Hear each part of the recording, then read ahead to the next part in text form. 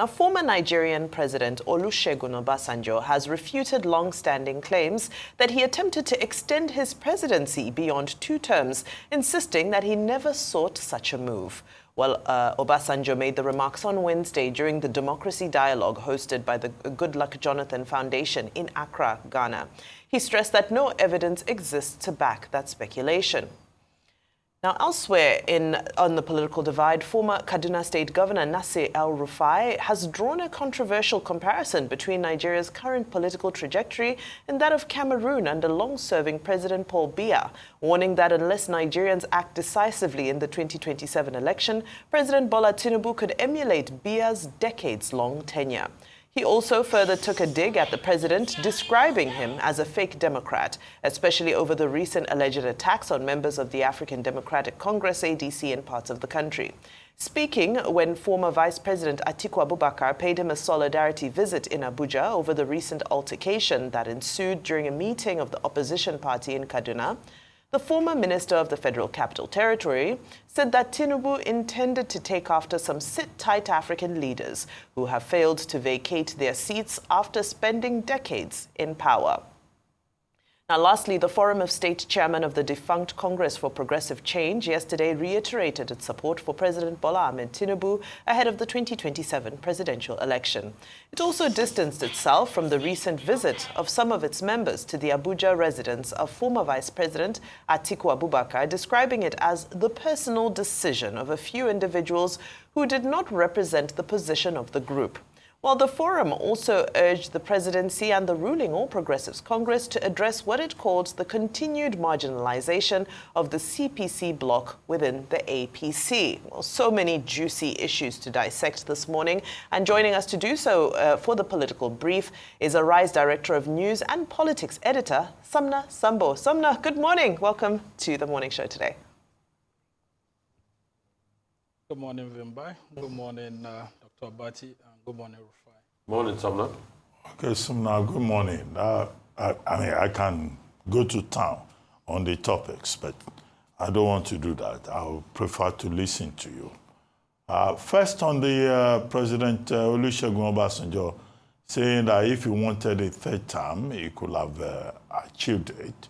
Well, I think that 2006 National Political Reform Conference was hijacked by proxies, including a famous character who said, what money cannot do, more money will do it.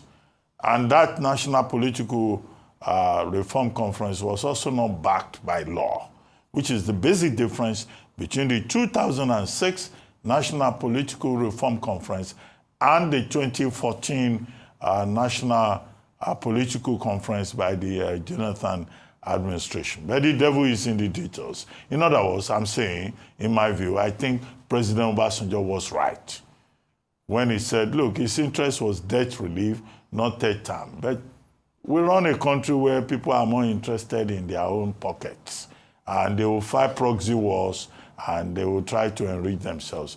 Can Nigeria go after those people and remind everyone? I don't want to mention names, but maybe you know who those proxies, those culprits are. However, it's good that we were saved the Cameroonian situation, the Eritrean situation, the Rwandan situation by having a president who will perpetuate himself in office.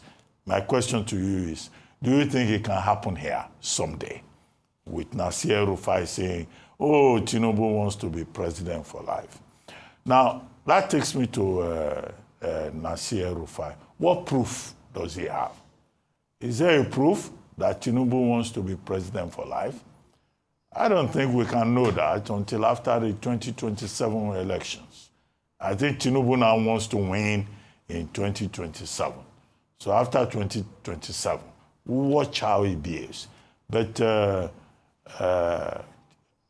Nasir El-Rufai receiving Waziri Adamawa, what do you expect them to say in a meeting? Of course, they will cook up a conspiracy against President Bola Ahmed Tinubu.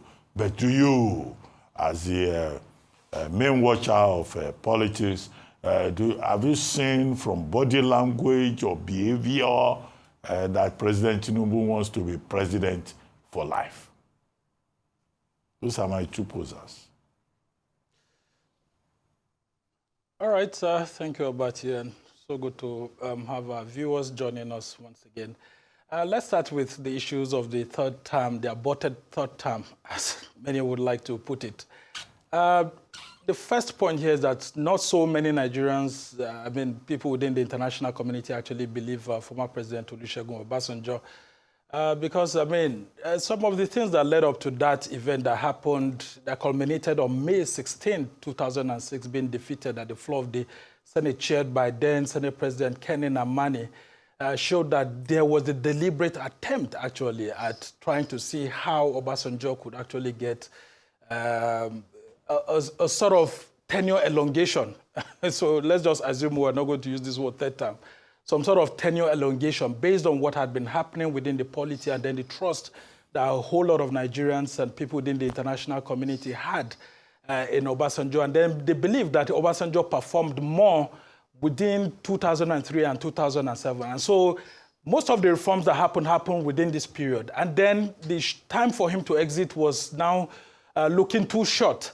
And so I don't know if you remember a group called Corporate Nigeria, which was chaired by Ndidi Okereke Onyewuke, former Director General of the Nigerian Nigerian Stock Exchange, as it was then called, where they actually, a whole lot of business leaders and all of that, and some of the people that Obasanjo had empowered, came together to actually get some funds to put together and drive some sort of agenda. And then there were talks here and there that there was a meeting that was held at Aso Rock then among the presidential aides where it was said that this agenda was laid on the table, but many people within the aides rejected and cautioned against it. And of course, there were talks here and there that Atiku Abubakar, as former vice president, used his network to actually work with Kenny Namani and others to defeat this agenda. That political reform conference that you talked about, there were lots of talks here and then by then Deputy Senate President Ibrahim Mantu that, they were actually leading this move for a third time to be introduced. And so the Nigerian media was there. We watched it. We saw a whole lot of things. So when Obasanjo says all of this, it will sound very unbelievable and many people wouldn't want to believe him. Yes, he may not have direct proof, but of course, there were proxies who went to actually canvass for that time, saying that Obasanjo was the father of modern Nigeria and there's no one who could actually make Nigeria much more greater and better and having a nationalist president than Obasanjo. And they are very true and correct. Up till date, there's no Nigerian president that has been as great as Obasanjo, right from the military to now. And that's why you would have seen what Reno Omokri also wrote about him, saying that, when it comes to the issues of patriotism, waking up to Nigeria every day and finding out if the governance is going right or wrong, former President Obasanjo is one patriot leader that we know that still stands for the country. But these issues of third term, it's something that will always go down way to the grave with him. But the reality is that that talk of a third term was real. And if you look at what Aisha Osori and Professor Chidi Odinkalu has said, that there was even a withdrawal of about $500 million from the excess crude account. And then, of course, juxtapose it with the funding from the corporate Nigeria. A whole lot of things happened. So former President Olusegun Obasanjo should just, keep the issues of evidence aside. And then we'll now go on to the issues. Sambo, President Obasanjo is saying, if there's anybody alive today that said he discussed third term or tenure elongation, as you insist with him, that person should come out and say so. So he has thrown out a challenge in that regard. As for the proxies, the contractors, I just complained about all these consultants looking out for their own stomachs. I think that's the challenge that we should address. But Nasir El-Rufai saying Tinubu wants presidency for life. Where is his evidence? Yes, when you talk of that, definitely, you see it's just a political contraption being put in place by Atiku and El-Rufai trying to say that, Tinubu has all of this. But, you see, these are political games that the elites usually play. And all of these people are friends, political friends who are just trying to play on the, the intellect of Nigerians. What I'm saying here is that El-Rufai and Atiku Abubakar are suffering from the same thing that Tinubu actually suffered from this set of people. Because in 2003 to 2007, don't forget, El-Rufai was FCT minister, Atiku Abubakar was vice president, and Tinubu was facing the heat from the Obasanjo-led administration then, and he was being, pushed here and there. So here we are, 20 years on. Tinubu is president. El-Rufai is in opposition, Atiku is in opposition, and Tinubu is trying to pay them back. So my suspicion is that it is what is happening at the National Assembly that's making El-Rufai to feel this way, that the National Assembly under President Bola Tinubu seems to have been totally hijacked, and everybody seems to be kowtowing to what President Tinubu wants. And so from their own thinking, if the National Assembly doesn't seem to be standing on behalf of the people, and it's looking like an extension of the executive branch of government, then of course President Tinubu has a further ambition. But President Tinubu is entitled to a second term, and he's not in his second term that will start, saying all of this. So I just want to say that Nigerians should be very careful of some of the things that they hear from the opposition. All right. Because we don't have enough proof. I want to... but my suspicion is that it is coming from this angle, actually. Let's get deeper into some of those allegations, Sumner. Because he went further to say that Nadeko was fake. Everything that President Tinubu did for Nadeko and, as he posed to be a Democrat was fake in that statement. He spoke very strongly. And then he also spoke about political thuggery. So he's saying that, if the political thuggery that he's experiencing continues, then there's only one direction we're going in. My question to you is, if you look at the ingredients that are available currently, on the ground in the political climb, especially compare them to an era where reportedly, or shall I say allegedly, and former President Olusegun Obasanjo is said to have if based on reports, he's said to have had the power, if he wanted to possibly have been able to manipulate the system for a third term. If we're to put everything in context, right? Let's now move that conversation to where we are now, given the ingredients and the climate. If somebody decided to behave in an undemocratic way, are the ingredients for the recipe all available for such a person to behave in that way? Vimba, very good question there. I mean, all the ingredients are actually there. I mean, talk about the National Assembly. What President Tinubu and his APC could not get through the ballots, they've gotten through, the manipulation of the system. That's why you see that the APC has got close to two-thirds, if not, going to be more than two-thirds when the National Assembly resumes plenary. Talk about having about 73 senators. The APC didn't get that during the election, but through one subterfuge or, dropping of one thing or the other, a whole lot of people have been able to move into the APC, giving it a very huge majority. In the House of Reps, the same thing. You're going to have over 240 House of Representative members and all of that going to the APC. Now, if President Tinubu does want to do that in his next term, assuming he wins in 2027, the ingredients are right there. And I can tell you that we need to be on the watch to watch our democracy to ensure that elected personalities do not get into government and they push the people aside. There are reasons why we have checks and balances. There are reasons why political parties should continue to maintain their colors, especially in the National Assembly when they get elected. But I can tell you that President Tinubu knows the consequence too. He can't try that because when former President Olusegun Obasanjo, in one way or the other, through his body language, had this idea coming up, a whole lot of people rose up. The media was against it, the CSOs and all of that. Yes, it may look like the media and the CSOs are weakened under our current democratic practice, but nonetheless, I can tell you that the Nigerian people will not allow that to happen. But yes, those opportunities are there, and most times, Nigerian leaders always feel that when they get into their second term, it's too short. And that's why we keep saying, once you get into power, start your reforms on time. President Obasanjo, Tinubu at the moment hasn't done his restructuring reforms. And that's why a whole lot of people may be suspecting that if he does get into second term, he will want to do those reforms that may tilt towards the third term. Sumner, in your honest of hearts, with this National Assembly that you know, if a bill for tenure elongation is given to this National Assembly that you know, can you, in your honest of heart, beat your chest that this National Assembly will reject it? I mean, why do we deceive ourselves so much in this country? You can say El-Rufai is talking theatrics because he's in the opposition. But as a Rivers State taught all of us a lesson where they constituted an aberration and the courts did not hear that case of a declaration of a state of emergency because there was a political impasse between Wike and his godson.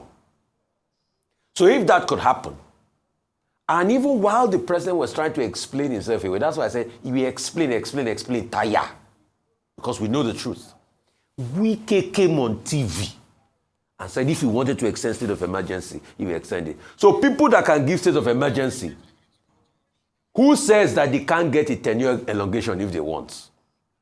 But let's put the facts on the table and analyze it. Sumner, I don't know your reaction to this. My question to you is, in your honest of heart, with this National Assembly, do you think if they bring a tenure elongation, this National Assembly will say no to anything that involves President Tinubu? In your honest of heart, Sumner. Hello, Sumner, I'll be very frank with you that the National Assembly, as it's... Yes. Go ahead. Here, actually. Yeah. I'll be very frank with you. I mean, if such a bill does get to the chambers of the Senate or House of Representatives, it may want to scale through because the APC will use its majority to actually ensure that the president gets what he wants. But I can tell you that by then it will be a different ballgame because the media and the civil society wouldn't want that to happen, and the National Assembly members are accountable to their representatives, to their constituents. And so it will be a situation whereby it will be the people, the CSOs, and the media against the National Assembly.